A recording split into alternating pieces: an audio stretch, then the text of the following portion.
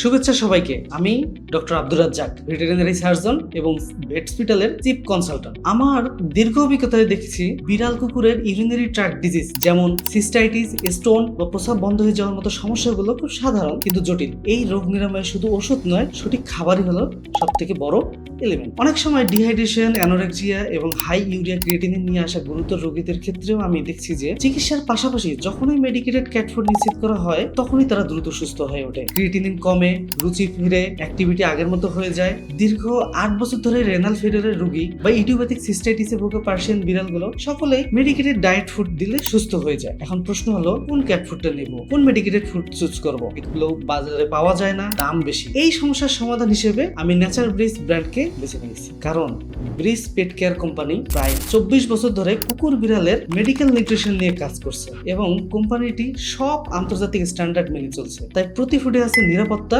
এবং নির্ভরযোগ্যতা। একজন ভেটেরিনারি সার্জন হিসেবে আমি খুব কম ব্র্যান্ডকেই এভাবে রিকমেন্ড করি, কিন্তু নেচার ব্রিজ একটি scientific, tested and promised brand. তাই আপনার প্রিয় পোষ্যের সুস্থতার জন্য আমি কনফিডেন্টের সাথে নেচার ব্রিজ কিডনি, ইউরিনারি এবং ফাস্ট রিকভারি এন্ড ইমিউন ডায়েটগুলো রিকমেন্ড করি। আপনার পোষা প্রাণীকে সুস্থ ও স্বাভাবিক রাখতে নেচার ব্রিজের উপর আস্থা রাখতে পারেন।